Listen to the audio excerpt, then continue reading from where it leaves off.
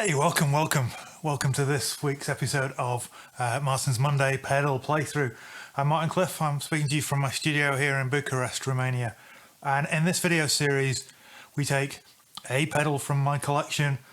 We play through it using a Fender Telecaster and a Gibson Les Paul to give you some sort of traditional bass for what to expect from it. We just play around with the tones. It's not a review, it's not a demo, it's kind of somewhere in between, or just having fun with a pedal that I've got and don't use too often. So grab yourself a caramel latte or whatever your beverage of choice is, sit down and enjoy the episode. Before we go any further, make sure you click that thumbs up icon to say you like the video. That's really appreciated. It really helps the metrics of the channel. Subscribe if you're not already. We're around about 17-18% of my viewers are subscribed. It'd be really great to get that higher. Yeah, really appreciate you being here. Comment down below if you've got this pedal, if you've tried this pedal, if there's a pedal that you think I've got that maybe you want to see next. I'm going to do my best to work through as many of my pedals as possible over the course of this year, always on these Monday slots. But yeah, let's get right on.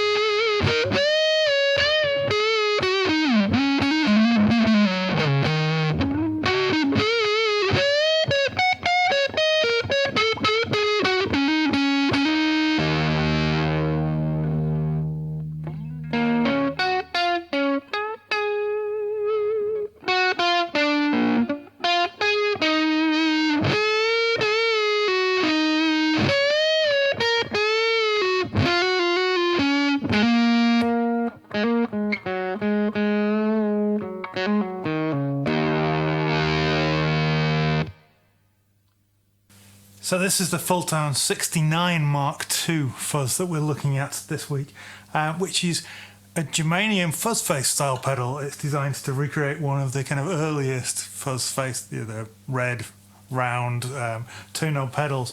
It has a couple of extra features in it, but basically we've got a volume and a fuzz, and then there's an input control, which I think controls input impedance. So if you're using humbuckers or single coils, you adjust that to suit. And a contour knob, which I guess just brings in a little bit of mids, but we're going to find out. Yeah, I've got it set at the moment, playing my Les Paul. Clean tone is bridge pickup, neck pickup,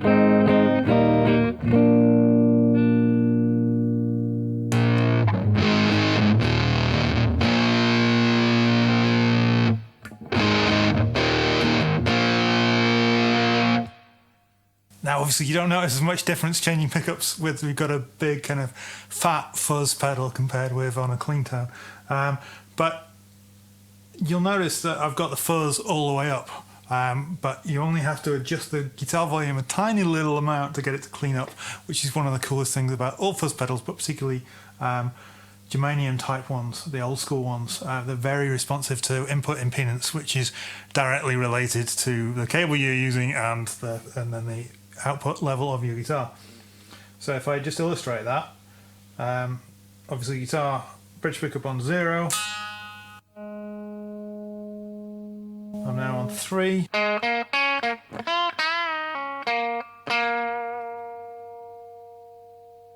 I'm now on 7.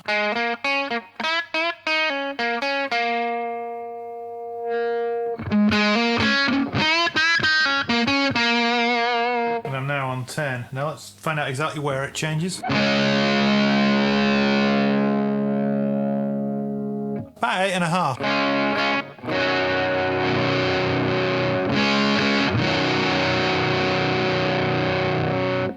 So I don't know why they put fuzz controls on fuzz pedals, because you're just going to leave them all the way up on these vintage ones. Falls away very quickly once you turn it down.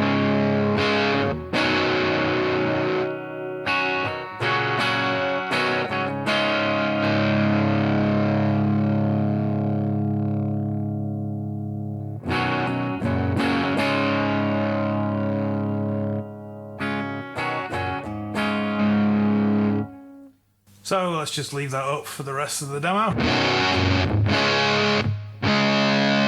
Volume controls the volume, surprisingly enough.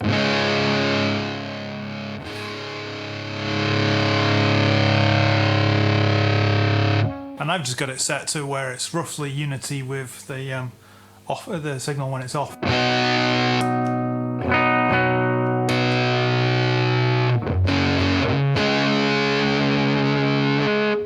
So let's look at these two mystery controls. I should say at this point I'm having to run this off a battery because like the Soulbender that I reviewed a few weeks ago, this is a pedal that requires reverse polarity if you're going to run it off a power supply. It will run off a 9-volt power supply, but you need to make sure that it's center positive, not center negative. So if you're using like a Voodoo Labs one, you need one of the cables with the white ends. Different manufacturers have different ways of switching the polarity of the cable, but it's often safer and easier to run it just off a standard cheapo zinc carbon battery. I paid 5.79 lei for mine, which is could be anything in whatever your currency is, but it's about just under £1, so it's a very cheap battery, and the current draw is really low. It's like 3.5 milliamps or something, so it'll last a really long time off a single battery. Just remember to unplug the input jack when you're not using it. So let's take that input control, which I've got all the way up, down to about halfway.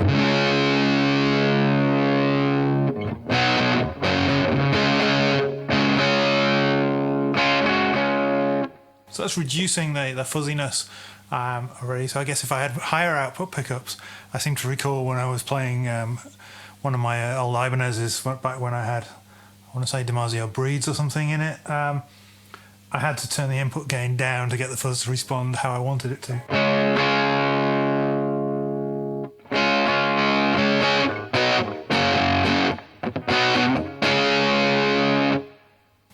Yeah, so definitely with that set low.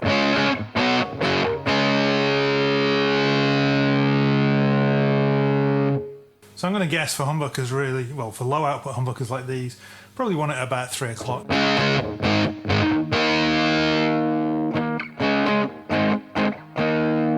And it cleans up really nicely.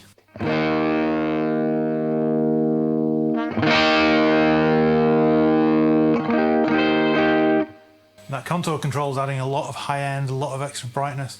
It would help it cut. My ears won't let me take it beyond about halfway.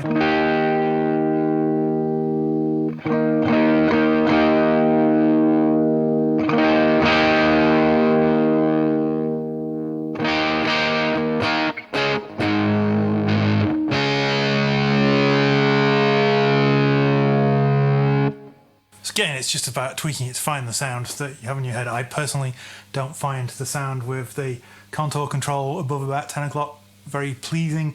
It also introduces more noise to the signal, and I think the typical fuzz face settings for the traditional 60 style is to have that all the way down and the input all the way up. But yeah, that's it with humbuckers. Let's switch over to a Tele now. We can hear how it sounds with single coils. Simple pedal-less, but kind of old school, cool.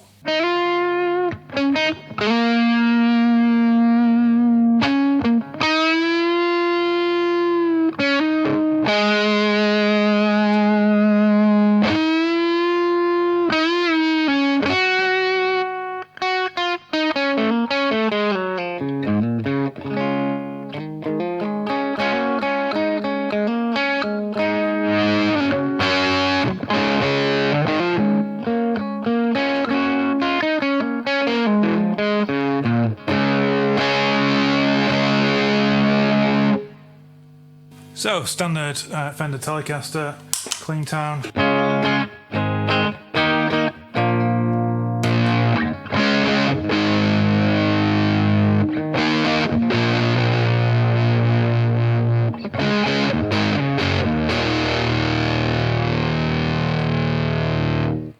So this is not the same kind of fuzz that you're going to get from a Big Muff style pedal or something. It's like loads and loads and loads of low end and loads and loads and loads of distortion, but it's got more of a kind of magic tone to it. It's more classic, it responds more to the guitar, and it just becomes another part of your instrument. You know, subtle changes to your volume control, picking gently, picking harder, can really impact the way that the pedal responds. Which is one of the cool things about these really old, really simple fuzz designs.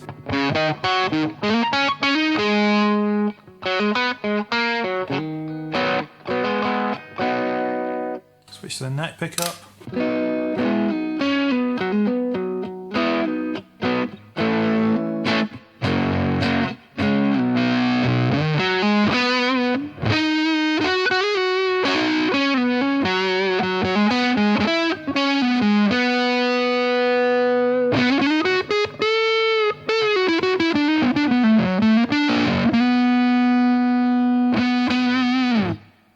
Really interesting. Again, as I say, it responds to the guitar.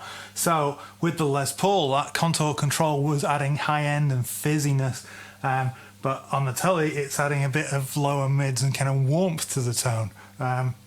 No idea why, no idea how. It's just one of those bizarre things about this circuit. So let's again just look at that input.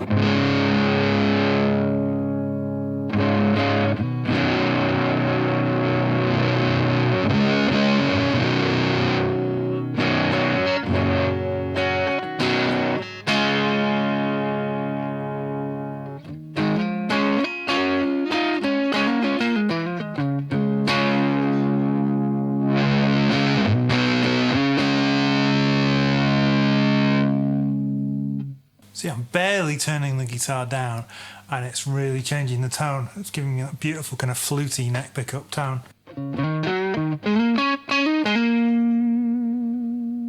So with this guitar, a basic Telecaster, we've input all the way up, contour all the way down, which is the kind of traditional way of running things. Fuzz all the way up. You can literally go anything from beautiful cleans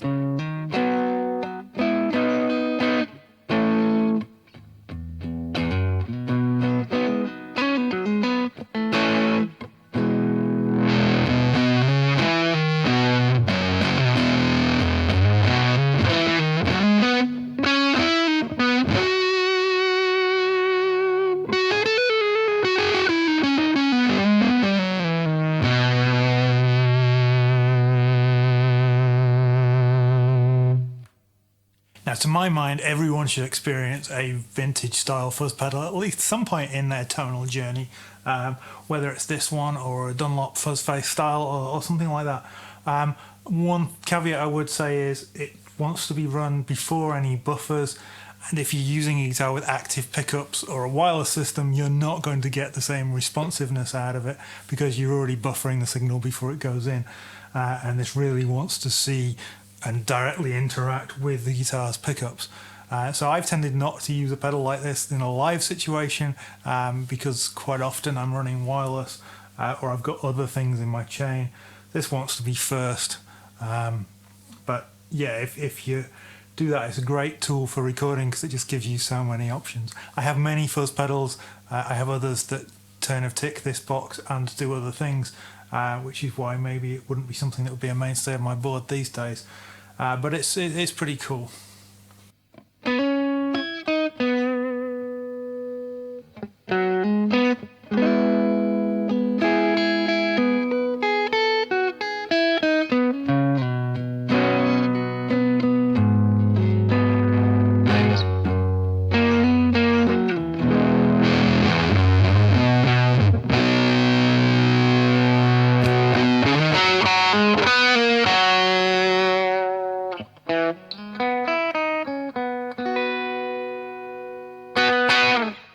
So a big thank you for watching this week's episode of Martin's Monday Pedal Playthrough.